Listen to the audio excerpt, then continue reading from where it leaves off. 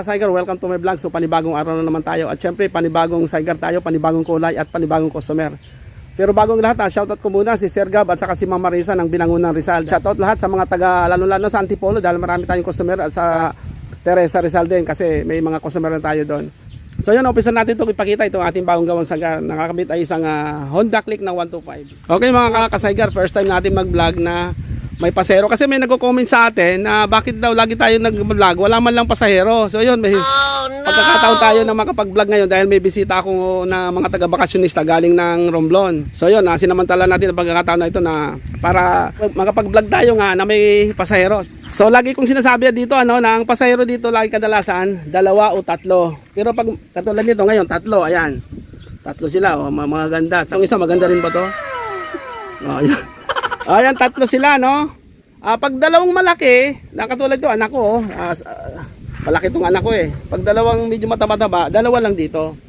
At dito naman Sara, pwedeng dito pwedeng 2. Subukan nyo nga yung 2. Lipat kayong 2 lang kasi maliit sila eh. Ayan. Ayan Ayan mga ka-Saigar. Pag dito sa harap, 2 kaya. Pag dito kasi, ayan, nagkasya silang 3 dahil nga sila medyo maliit. Pero pag dalawang malaki, ayan, nakita nyo, luwag-luwag dito. Ayan, ito medyo dalaga na rin itong isa na to. So ayan mga ka-Saigar, shoutout dun sa mga nag-comment na bakit hindi na tayo nag-vlog. So ito na, nakapag-vlog na rin tayo ng may pasahero tayo. At yun nga, naipakita natin kung hanggang ilan ang pwedeng magkasya dito. Kung halimbawa isi-service nyo pala ito, kung mga bata 3, dito 2, di 5. O doon sa likod, pwedeng 2 doon eh. Pero pag mataba, nakatulad ng anak ko, ayan, 1 lang. Kaya bali, pwede dito 6, no?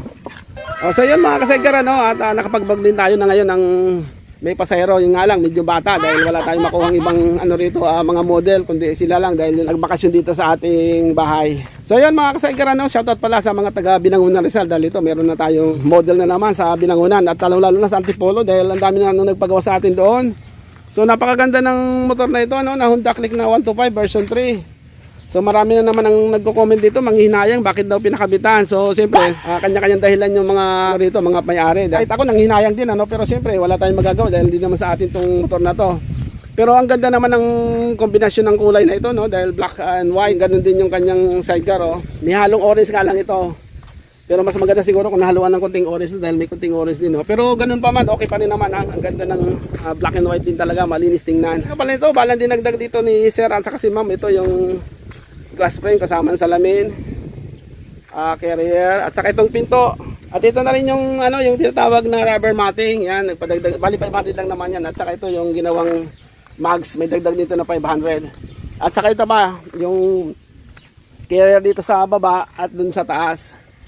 At meron nagpalagay din dito ng tinatawag na crash guard. Kasi itong mga dinagdag natin, 1,000 po bawat dagdag po yan eh. So yun, hanggang dito na lang tayo mga ka-Saigar, shoutout doon sa nag-comment sa atin na nag-vlog naman daw tayo ng may pasahero. So yun, ngayong araw pala kukunin ito papakuha na ito ng may-ari, kaya lang hindi kaya nila magbiyahe ng Binangonan mula dito sa Cabuyao to Binangonan. Kaya ang plano ni Sir, ipa-shipment na lang to sa Dongking Cargo o kaya Lalamove. Kaya mamaya ipapakita natin ito kung paano isakay ito doon sa malaking truck, Dongking Cargo. So hanggang dito na lang muli, at balik na tayo ng shop. Maraming salamat, lalo sa ating mga taga-subaybay, lalo yung mga ating mga bagong subscriber at mga silent viewers natin. Muli, maraming salamat.